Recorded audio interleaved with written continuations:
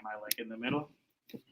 Now you are. Welcome to Evolution Greenworks. We're just about to get started at what funding is available for farmers and businesses and the average person here in Canada. We're just getting set up now, so if you can bear with us, that would be great.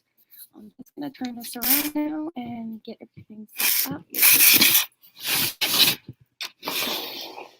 And there you go. Hello. Just waiting for a couple people to sit down and then we'll get started. Sorry about that. Now we've got YouTube and Facebook feeds going. Oh, nice. That's And great. MBNS.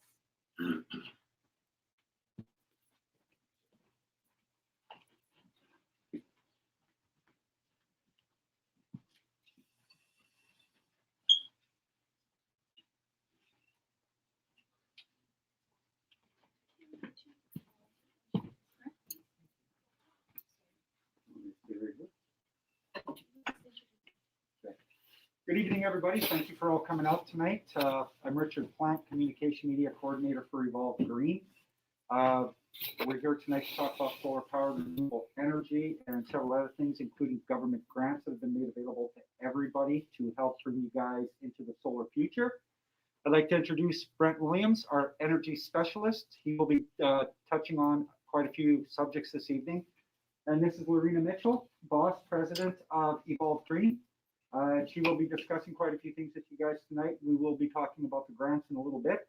So I'm going to give the floor to Brent Williams to start. Thank you again for coming. Hello, how's everybody doing? Good to hear. So I'm going to be talking about the federal grants that are available to everyone in Canada right now. We got the Canada Greener Homes Grant. There's 4 of them altogether. The Canada Greener Homes Grant, the Agricultural Clean Technology Program, I'm going to refer to that as ACT, the Green and Inclusive Community Buildings Program, and the Smart Renewables and Electrification Pathways, or SHREP, and that's a really long name. So the Canada Greener Homes Grant is for homeowners and primary residences. You can get up to $5,000 each. And they also, how it works is there's an evaluation. They send an evaluator to your house and they test your windows, they test your doors, they test your installation, and they see for heat loss, and they give you all kinds of advice on how to make your home more energy efficient. And then they reimburse you the $5,000 for the solar, if you get solar. And they reimburse you up to $600 for the evaluation. It usually costs between $400 and $500, unless they got to travel really far. And how it breaks down is you get $1 per watt for solar, so you need to get at least a 5 kilowatt system to get the full 5,000, or you can get a battery backup, which will give you $1,000 for the battery backup, and then you only need 4 kilowatts of solar. But sometimes it's better to get even more anyways, because solar is a really good idea. And yeah, the evaluation measured efficiency, I already talked about that, energy efficiency advice.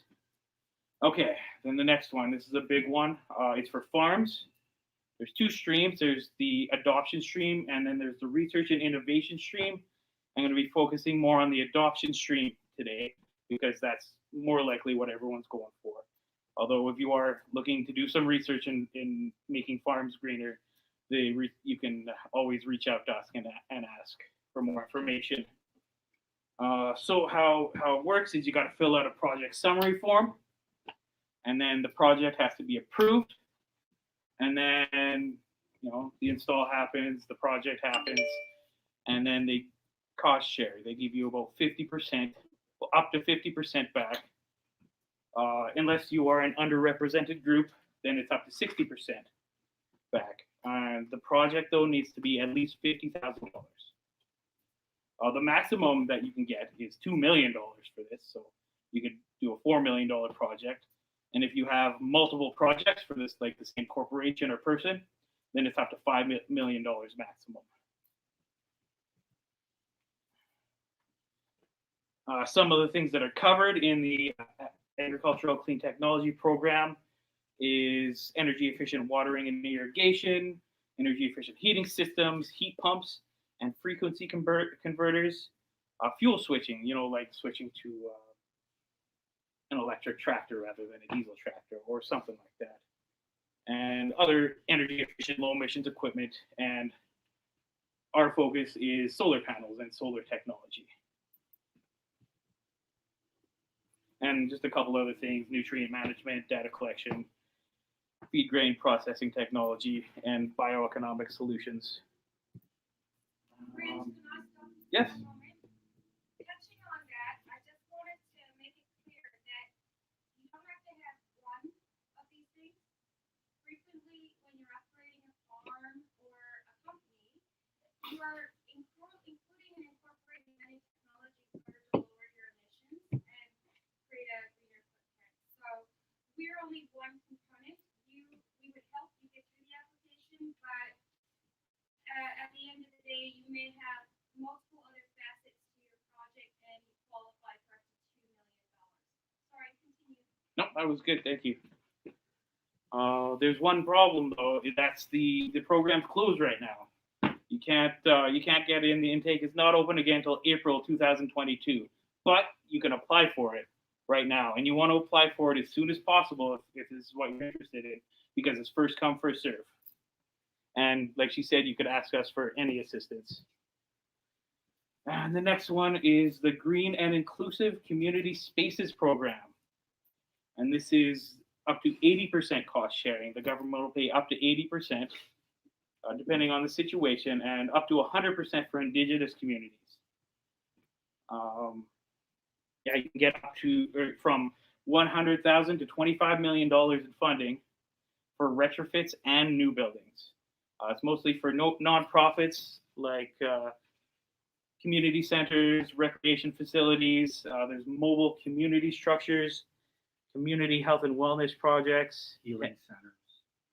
and Indigenous projects. Yes, healing centers. That's one we've already are in discussion with. Healing. Water would also be encompassed into that for the Indigenous communities. That's one of their funding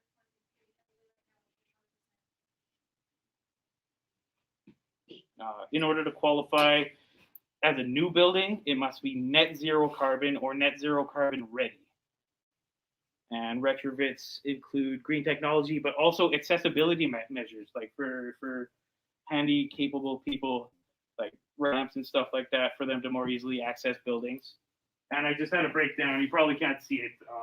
Retrofits can get up to 80% of 10 million, and then 60% above 10 million.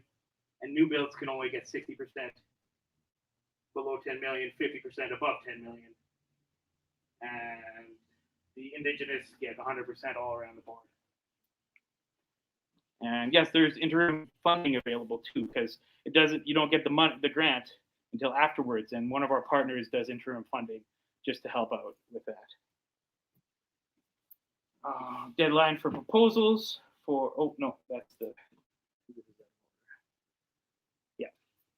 okay, so that's the Community Spaces Grant. Now the SHREP program, this is more of a training program to help fund training.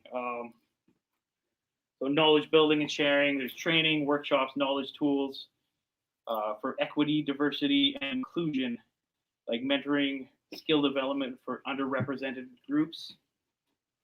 And for funding studies such as community energy planning, research, environmental and other assessments. And the purpose of it is to enhance equity, diversity, and inclusion in our sector, the renewable energy sector.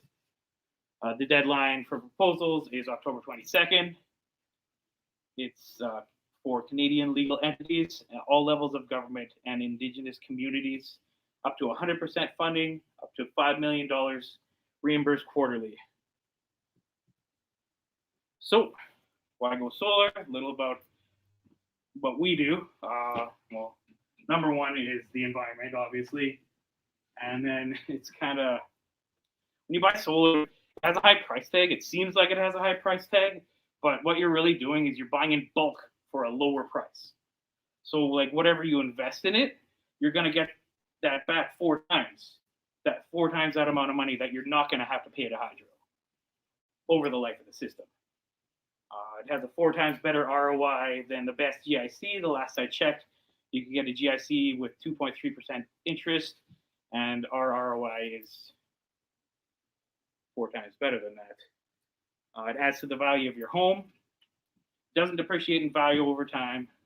And these systems, like Lorena has worked on systems that have lasted over 50 years and they're still going. And like I was saying about the energy advisor audits for the Green Homes Grant, one advantage of that is you get like a certificate that you can actually give to like your mortgage appraisers, your home appraisers, to prove that it's worth that much and will increase the value of your home. So there's definitely an advantage there. A little bit about our company. Lorena has been doing this for over 13 years. She knows what she's doing. I've been with her for the last 2 years and a bit, and he's been almost a year. We have a 5-star rating on Better Business Bureau, Google, and Facebook. We take care of the full installation, permits, everything start to finish. We do on and off-grid solar, battery backup systems, cold climate air source heat pumps. We also cater to self-installers. If you guys don't want us to do the installation for you, you can do it yourself, except for the parts where you're required to get an electrician, of course. And we stay with you until it's done. That's the thing. We're not the kind of company that's going to walk away if something goes wrong. We're going to come back as much as it takes. There's always usually some way for you guys to contact us. Our Facebook page, there's access to message us 24 hours a day there, and there's always usually somebody pretty on the ball checking messages. I check them often, I know he does. Oh, yeah.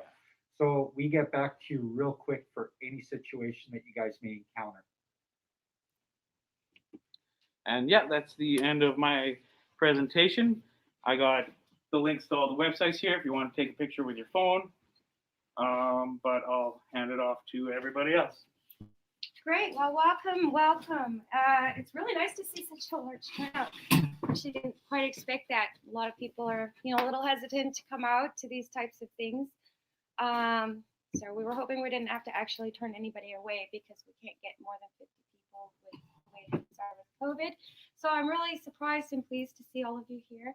And I'm looking forward to any of your questions. So one thing I did want to mention, just going to touch on, I am actually been through the Energy Advisor courses. So I haven't written the exams yet, so I'm not technically a full Energy Advisor yet, but I will be. I can't do my own that stuff, but we wanted to understand the process, and also we only have 2 companies in Manitoba right now, and they're really under siege with these things. So I've agreed with Gio over at Prairie House. I will take on a load over in the southeast so that he can do some of mine. Because I'm not allowed to do my own. So I start my course on Monday. Yeah, there you go. I'm kind of interested in that too. Yeah. So what is the value of EnerGuide? I just want to talk about the Energy Advisor because there is a couple of things that you should note. With the Energy Advisor course, they're going to do a blower door test on your house, and they're going to find all the leaks. They're going to check out all your equipment. The solar system's kind of mute. It's over here. Like whether you had one or don't have one, doesn't really matter. It's just a calculation, basically, for them. But what they're going to be able to tell you about your home is how energy efficient, how sealed it is, those types of things. And when they come back with their recommendations, you don't have to do those recommendations, but it does give you a really good idea about how efficient your home is operating, and then they give you an EnerGuide rating.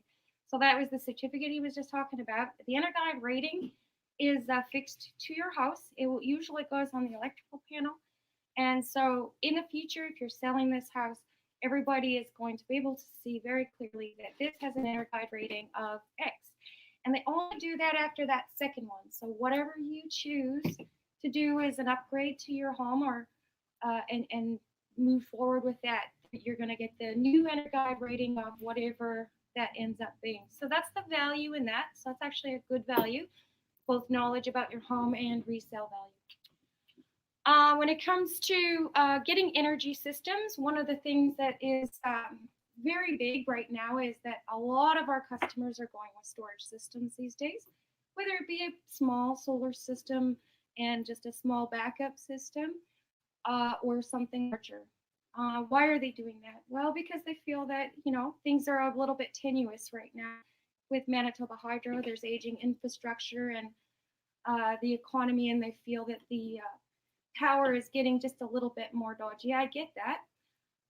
It's not the only reason to make those kind of choices. So as we age and as we take on other things, we have sometimes CPAPs in the house. We have, maybe waters for kettle. We have some other things that just need to run.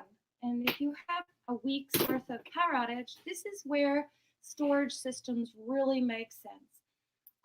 So you'll be able to have a solar system that can interact with your storage and run an essential load panel. That essential load panel could be the whole place, or it could be as simple as keeping freezers going. If you just called off your chickens, you don't want all your freezers dead in the water for a week. That's not going to do, right? So, but when it helps also with other businesses. So like, let's say 2 years ago when Portage la Prairie was without power, could have opened up one of the gas stations. I can run gas pumps. I can design for anything. So, and it can be reasonable. And there are plenty of funding opportunities right now, and even just released yesterday.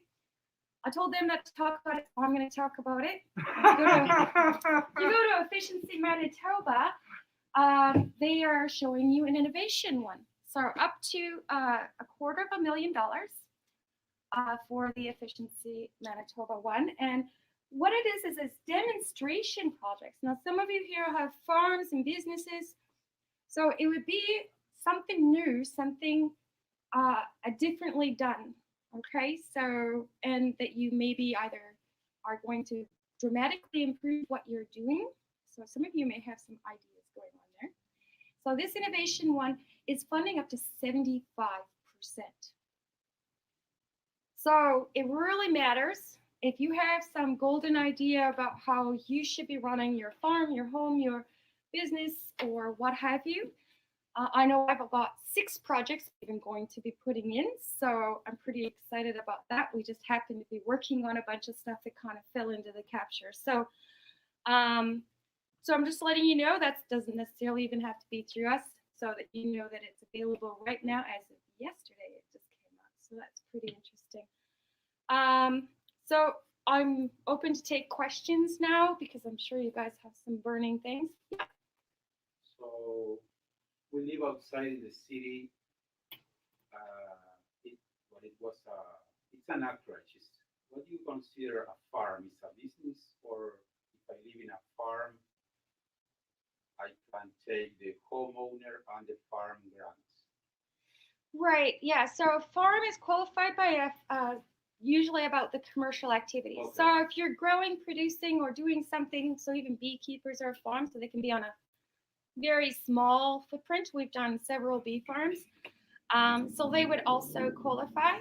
Here in Manitoba, farms also are PST exempt with solar as well, so you don't have 7% on that price tag, which is kind of nice. And Another question. Yeah. Are there any provincial grants right now, or from Hydro? yeah, so there is. That can be combined with the Yeah. federal and the provincial one? Yeah, so there is a couple of things for the provincial. So for provincial, there is a $20,000 loan through Manitoba Hydro for grid connected systems.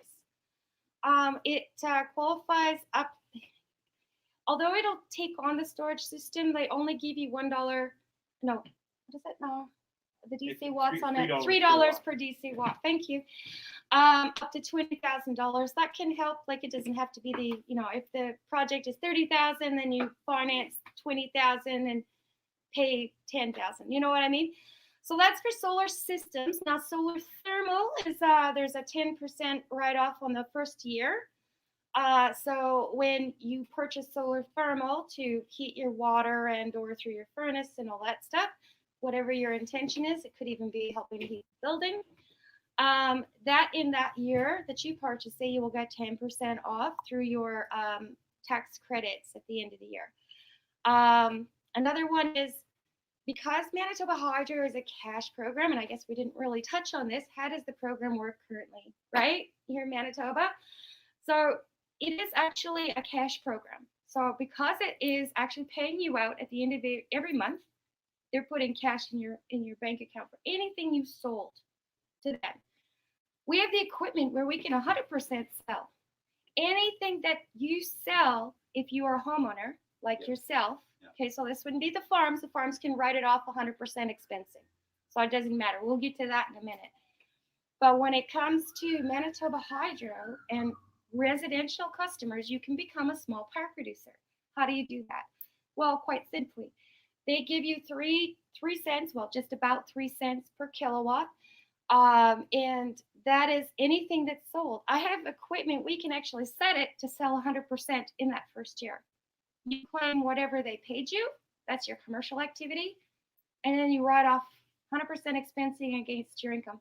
I would plan it out so that, you're taking advantage of that in the best possible way to lower your income, because it's lowering your taxable income basically, right? So that's the benefit to you. Not all equipment does that, so if that's what you want, you need to say that straight up. Now, that is that particular equipment actually you can run with or without batteries. So let's say you want to have storage, but you don't want to pay for it today. This equipment you can actually install, and then later, 5 years later, whatever, you can add the batteries to it later without doing AC coupling, which is a whole separated system, which is like double the money, right?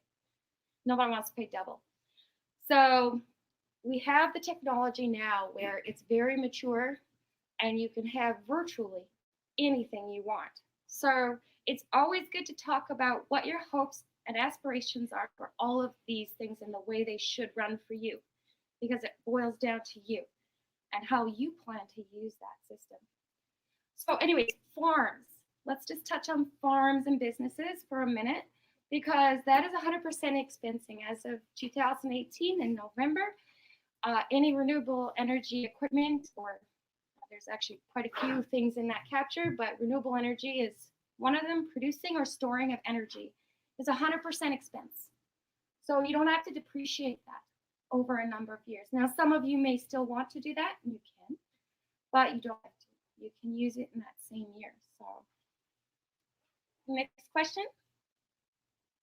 If you're producing for a farm, you need a pretty big grid, and what are you looking at for dollar-wise to run it down a small farm even?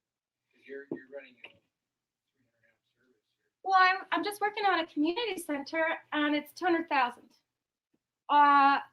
A few years back, I did a full-on resort, and that was 250,000.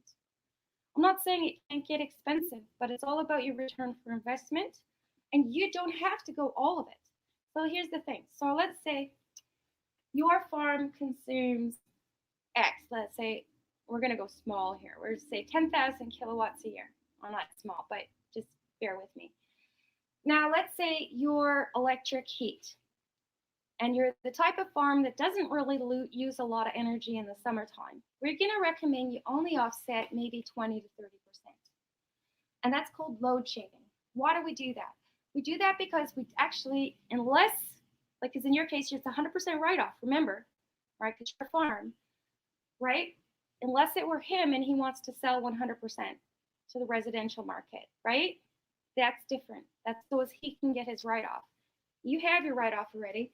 So we want your return for investment to make sense. So as programs progress and more things happen, you can add more. By doing the 20 to 30% will give you your best return for investment. You could be sitting at around 6 cents a kilowatt. Hydro is 9. You know what I mean? We're cheaper than hydro right now, producing energy. But you're putting your money into the infrastructure, but you still want to put it in wisely, because if you're selling to hydro, you're losing money at 3 cents, right? So we want you to retain it and use it.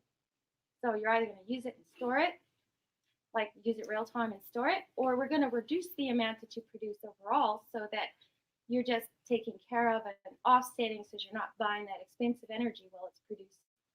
Now, also, it creates a stronger grid in some of the areas where you guys live. you know there's not necessarily enough power.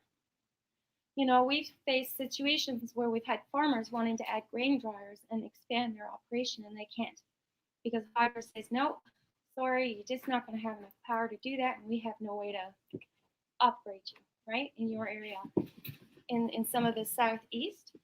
So it is kind of important then that you're looking at how does this benefit you? Well, if you need a grain dryer and all of those things in your farm, then we can upgrade this system with the solar so that you have enough energy for that without, taking available power either.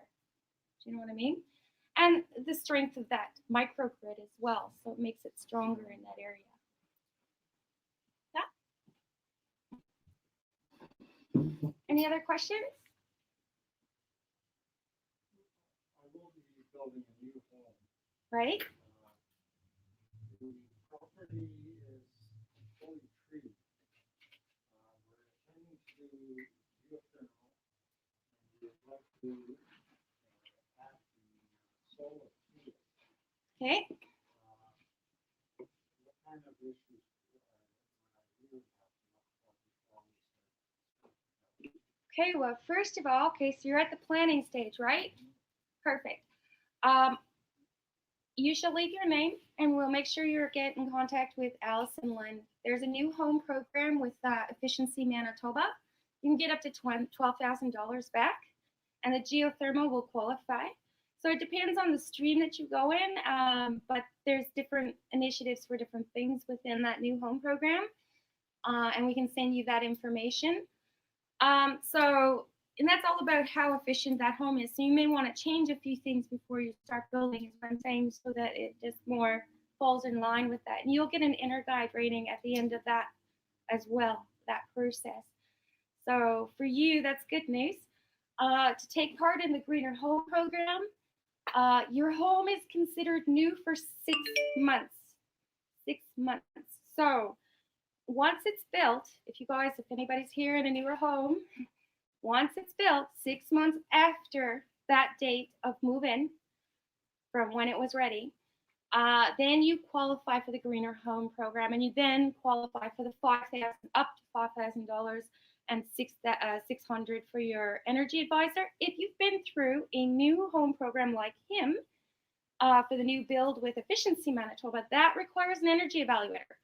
And if it's within a year, you would be able to reuse that. You would contact your energy advisor, and they would just use that as your intake, and then you would be able to proceed with what you want, and then they would come and do a final outtake to ensure all the changes have been made, and then they would upgrade your inner guide rating for your home. So that's how it works, and then you get your grant. So yeah, there's different programs available, and it's kind of hard to touch on all of them. There's really that many. So Is there any off-grid cabin places or anything like that? Like rebates for off-grid solar power? okay, so I'm glad you asked that. Are you saying off-grid cabin as in recreational, or off-grid cabin as in you were living there? Recreation. Okay, so recreational, no. No. Okay, so that one, but if you live there, that's different.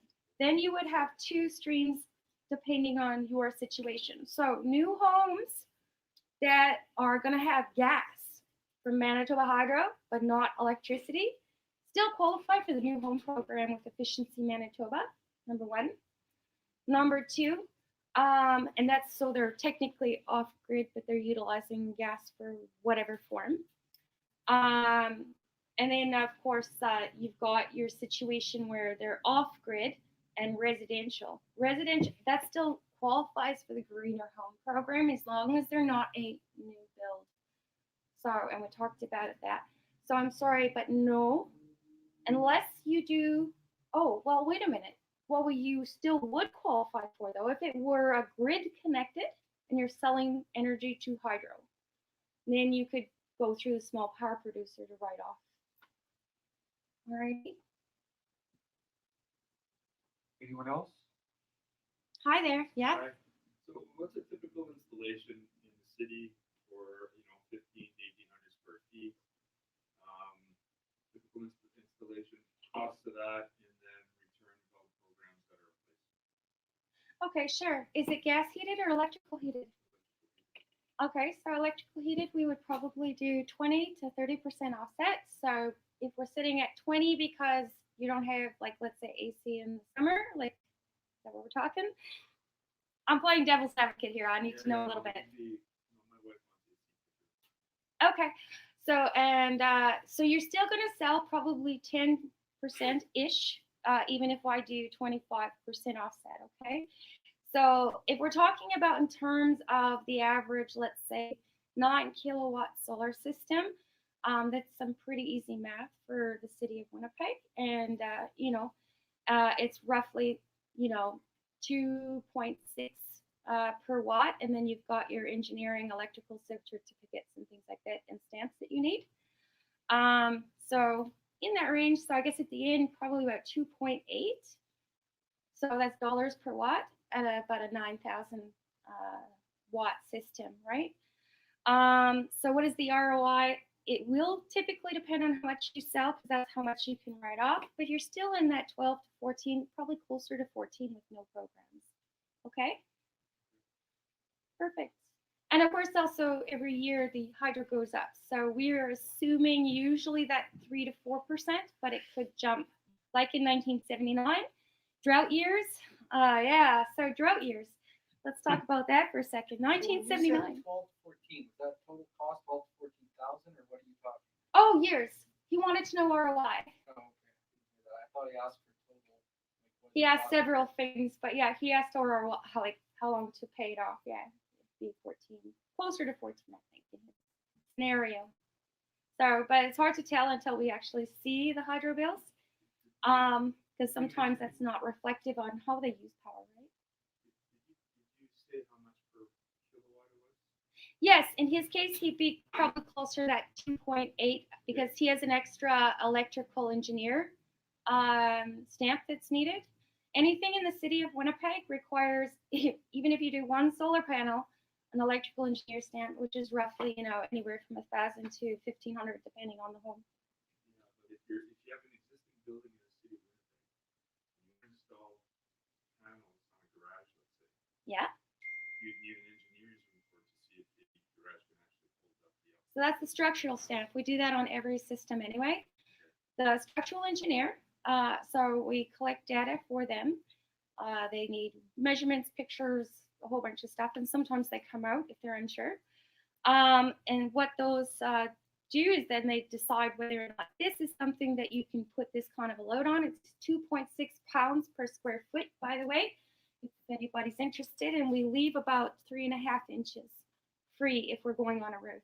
So that basically it's to create air. So it pulls the cooled air down here, it warms it and shoots it out the top. It keeps those shingles nice and dry. Anyways, sorry, go on. So yeah, you'll need an engineering stamp and an electrical engineering. In the city of Winnipeg, they're the only city that requires that for residential small systems. Yes. Makes it a bit more difficult for us to do things. but Well, it is what's required. Yeah, also you can expect to wait 4 to 8 months in the city of Winnipeg to have your system installed. It has a lot to do with just the process. There's a lot of red tape. We're working on that. I mean, I've been to council, I've spoke on behalf of residents out in the St. Boniface area, sorry. So I have spoke on behalf, and it has been in council meetings and in progress, and hopefully they'll come to a rational decision about that. We agree about the structural engineer stamp, of course, because you want to make sure and ensure that you have a structurally sound building, especially if there's people in it, right? But electrical engineering is a little bit ridiculous when you can build an entire house with an electrical engineer stamp, right? So, and outside of the city of Winnipeg, you can even self-wire that house and not be an electrician. So it's a little bit silly. Does the same thing apply to a rural setting as far as engineering goes? Yeah, so it's a structural engineer stamp that we do outside of the city of Winnipeg. So everywhere outside still gets a structural stamp. That's standard procedure for our company. So, and then you get all those documents because you are also going to be required Do you have those for your insurance company, right? Because you're going to want to insure your solar, against any kind of problems. So in that case, you'll have all the right documents. Plus, at the end, you'll have your, certificates of approval from, electrical, from hydro, and those kinds of things as well that they'll want to see. Yep. Question, very commercial. For a strip mall with 5 tenants that pay for all their own utilities, Right. how would you approach doing a solar system to offset some of their costs? As the landlord, the owner of the property, but the tenant pays their utilities Is there any portion that's yours? that I use personally? Right. No, As the landlord? it's No? strictly investment property. Right. Okay. So then it would have to be connected to the individual meters. Right. So From, let's say from a funding point as far as grants, like I know it sounds complicated. no. I get where you're going. I'm just not. I'm in my mind. I'm thinking about which funding would be appropriate for that, and it would depend on the entities that are in those in the building now. So certain types of entities would qualify, and certain ones wouldn't. One, for instance, restaurant with high use. All right. Gotcha. A medical facility would qualify. So would a community center, community healing, any community building. Restaurant is still a business. It's considered differently, but it does depend on the owners. Are they indigenous? No, then no. Yeah. Okay. So I know it's complicated, guys. I get it. But there's usually a way around it. Like if we look deeper in on the project, and I'm sure we can figure something out. Quite often you can look at a cost share situation, or we do have long-term lease to own. So, like 10-year lease to own options on the systems for commercial entities. So that could be just the answer for them. So they're paying less, in their hydro, and then this is sort of the other piece, right? Until the end of that, and then they just pay less on hydro after that. And it really depends too if they're the type of business that would like a backup because they want to run in the case of a power outage and be considered an emergency building, which we do have a community center going for that right now. So that's qualified differently. One of the tenants is care facility where they also look after pets overnight for weeks on end when customers on vacation. So they want to make sure the facility is warm. Right. So emergency backup probably for something like that to keep the pilot lights going because you need 240-volt AC in order to keep pilot lights going. So if you have gas heat, it doesn't just run, or propane or any of those. They have to have voltage, C voltage for the blowers. Otherwise, it will shut itself down for safety. So that's another good reason, actually, bringing that to light for having a battery backup, because even just having the 240-volt there will help keep those blowers running so that the animals don't freeze. Yes, because you have HVACs for each individual tenant producing for air conditioning and for heating. Right. So when it's gas heat, but you still need to be able to blow that heat. Absolutely. Yeah.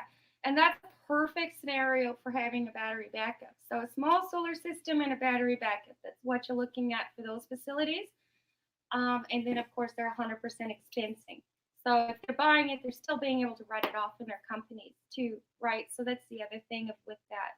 They don't have to claim anything that sells. They don't even have to buy a system that sells. We don't have to sell hydro anything. You mentioned something about in your discussion about when you're producing energy to sell. Yeah. Would it, let's say, if the tenant would not be interested in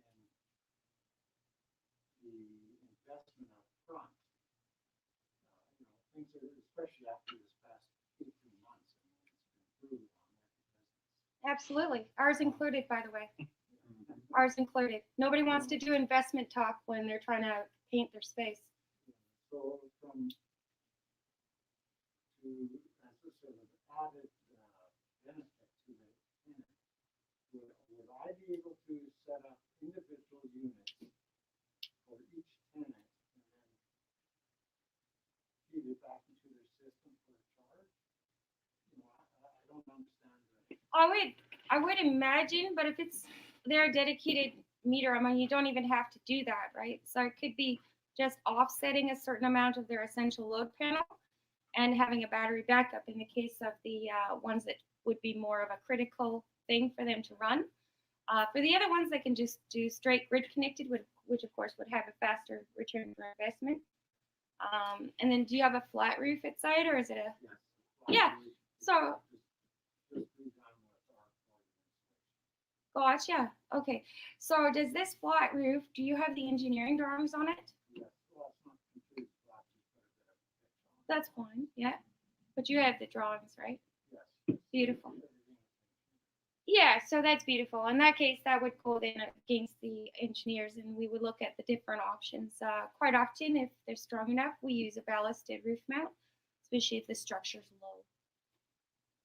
You had a question. I saw you putting your hand up there at the very back. What? No?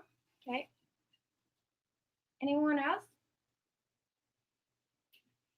So I'm quite green on this, but what's the difference in cost per kilowatt for a system that just produce and the system that has batteries and that you also give power? You kind of totally independent. Yeah, so you're getting closer to that 4.4 for the ones that have storage and independency, and then you're 2.8-ish and less. And we're talking like with taxes and stuff like that. Sorry, what was the first number? 4.4. 4.4. Yeah, but it depends on the battery technology chosen. So batteries, oh boy. So there's lots of things going on with batteries. So much money is being poured into research and development with batteries right now. And what we have today will be twice as good like next year. Like this is stuff that's in the process of being commercialized. The things that we carry and why we do what we do. Well, we still have traditional flat acid batteries, which everybody's fairly familiar with, I'm sure. They're a wet acid. So these wet acid batteries, one of the things you have to remember with these is they are the traditional source. So they're very heavy, they off gas, which means they have to be vented. So there's safety concerns, they'll have more corrosion, they're gonna have higher maintenance.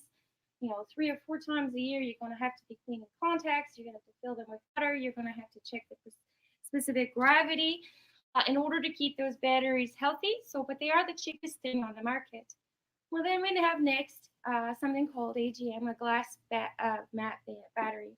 These are a sealed product, so they still off gas a tiny bit, but inside wherever you're going to have them, usually in a locked space or a battery box that has a lock on it, it just needs normal air.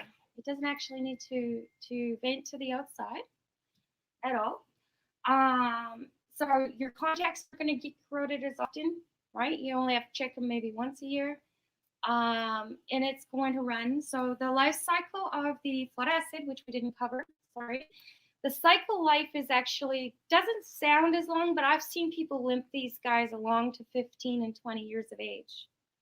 So they can actually last pretty long as you've really looked after them. That's the flat acid, the cheapest there, okay? AGM is going to be 10 to 12 years, right? But there's no maintenance. And they do off-gas a little tiny bit. Low maintenance, you're looking at them once a year. So that's kind of nice. Have we seen blowouts where they don't last that long? Generally speaking, that's because any battery with voltage doesn't freeze. However, in some of the island applications that we have, it still has happened where they haven't had the voltage and they had a drain or something like that. Something was left on and the batteries froze because of low voltage. And they do come back, but they're never quite the same. So we do see some failures and some freezing with AGM, but not very much, because the difference is lead acid is going to lose 13% a month just sitting there. So that's nothing turned on. The solar's completely blind. It'll lose 13%. Well, I'm going to tell you, it's not going to make the average winter in Canada, in Manitoba. 2 months and you're done. 26%, it's enough. You'll freeze, you'll blow out those batteries. So you just wasted all that cheaper battery money that you saved, right? So there's a good reason why, especially if it's a remote application and you're not going to be there watching over the system, why we don't do lead acid. So then the AGM becomes a really good option, right? So it is still more money, but it's no maintenance. And you're going to get a little less life out of it. Now, it doesn't mean the cycle life, but physical life, it's still going to be 10 to 12 years if you look after this battery. Then next from that, we actually jump into the carbons. And the carbons, we have commercial grade and we have regular grade. The regular grade carbons look very much like the AGMs. In fact, it's the same weight and everything. What's the difference? Well, they're like a glass mat battery, except for they have carbon foam around the negative plate inside the battery. This is what helps them to take in more energy faster and store energy, because it doesn't really matter what you push to a battery. It can only accept as fast as its technology will allow. So you can push 80 amps, but if it's only going to take 25, that's what it's going to do, right? So with carbon, it accepts energy about 30% faster. That means in a given day in March, it's going to come to a full complete charge, whereas a lead acid battery will not. It'll need more hours of daylight. So that's the difference. It is still about 20%, 25% more than an AGM. The cost is Cost. 59%. That's than lead acid. 59% more than the AGM. Than the AGM. 59% more than an AGM. I'm gonna. I did the He calculation. writes them. He writes the invoices or the estimates all the time, right? So Yesterday, I'll lean on him. 51% more. So it is more money. Yes, it's a newer technology. This has probably 30% more cycle life. So you're probably going to get that 14, 16 years in an average lifespan with it. I want to say, I mean, all of them have relatively the same. They're all going to be 3 to 5 years on warranty, by the way. So no matter the technology we're talking about here today on batteries, it's just fairly standard in the industry. The differences are just on how they work. So the carbon is going to give you all this extra cycle life. It's going to charge up faster. It's going to decharge, and it can survive a decharge up to about 70% and still last, which is pretty interesting as well. So it responds almost like a lithium. So what's the difference? Well, it's almost 90% recyclable. It's more earth friendly. So the lithium we have on the market today, let's jump into that. So that's a little bit more money than the carbon, of course. Cycle life is actually fairly similar to the carbon. So because we got high cycle life on that carbon. And if you guys don't have to remember all this stuff, by the way, you can just ask us and we'll send you some spec sheets and talk about it again with you. So don't even worry about it. So when it comes to lithium, here in Manitoba, most of the time we're going to be using a heated lithium. Why are we using a heated battery? Because of our weather. So very soon the CEC code is actually going to be launched, and we're not going to be able to put lithium in your basement. It's going to have to be outside, guys, or in an unpopulated space. So it's got to be 100% lithium with shutdowns. So it's got to be heated, right? So that's an important note, because some people have been thinking about the lithium and or putting them into cabin spaces unheated. If these guys discharge and charge in minus 30, they're dangerous. There's a reason why they're not allowed on our aircraft, okay? So there's certain caveats. There are changes coming to lithium with new technology, which is going to change it. It's going to actually become almost like a hybrid. So it's blending with the carbons in a way. It's kind of the best way to describe it. So but what they're getting is solid state batteries, the density. So now we're getting into batteries that are so tiny, but yet they can produce and charge and emit so much power. So literally, one of the batteries for commercial that's coming is it can fit in the back of a pickup truck and give 1 megawatt of power.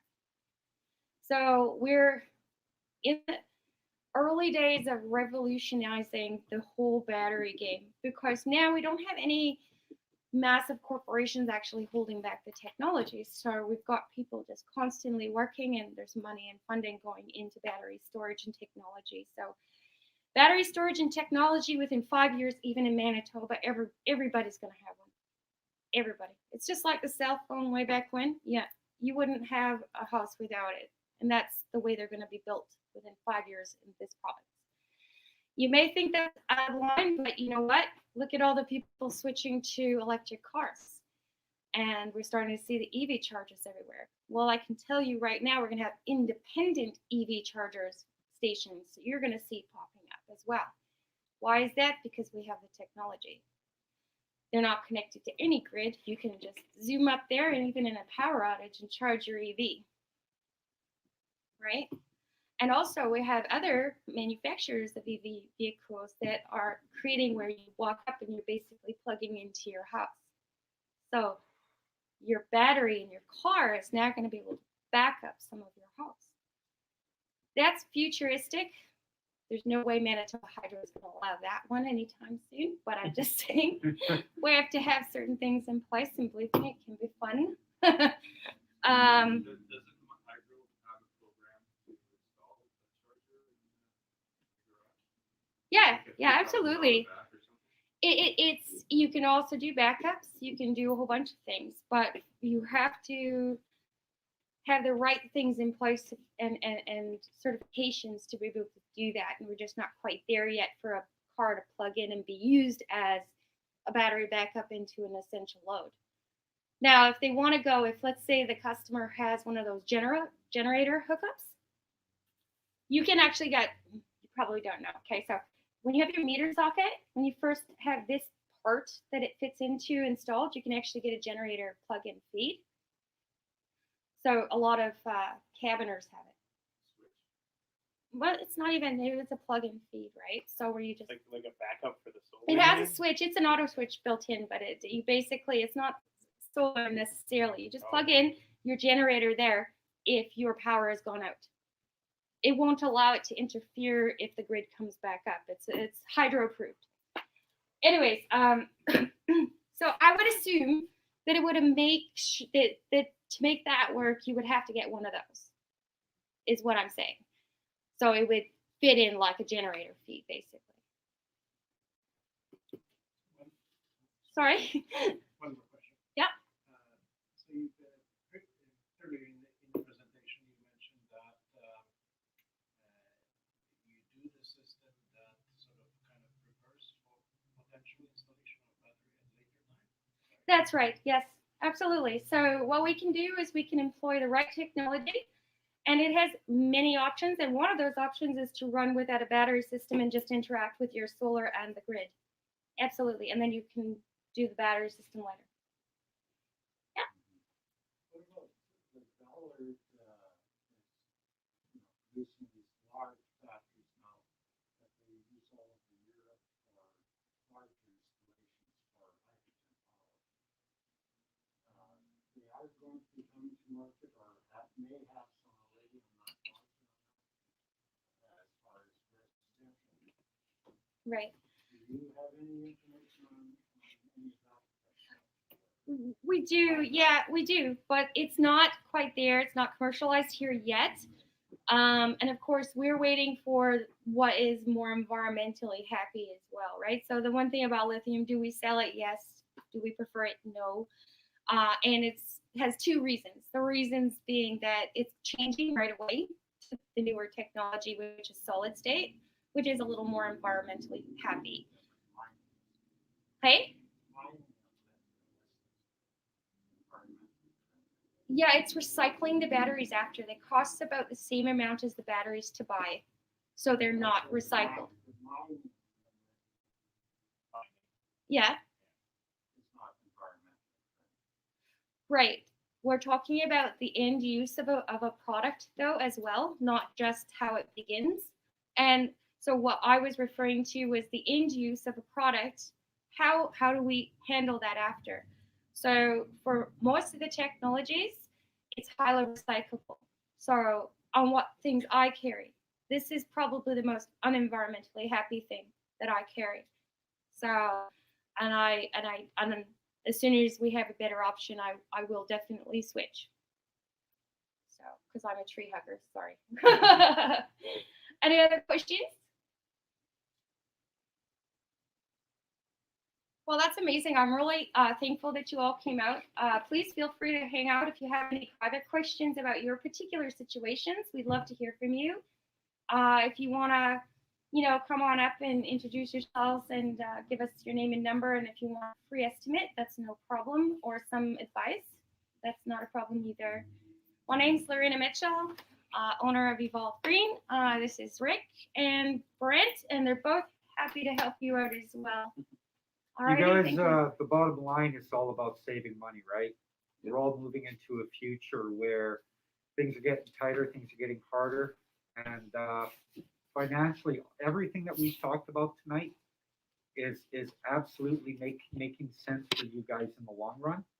At the end of the day, it's all about you guys saving some money and becoming environmentally friendly and just changing up the way you do things in your home for the better. So if you guys want to ask some questions. That's it for Evolution Greenworks. And if you have any more questions for Evolve Green, please feel free to contact us. This is Lorena Mitchell. Thank you and have a great night. I'll get your information. We'll set something up. Sure.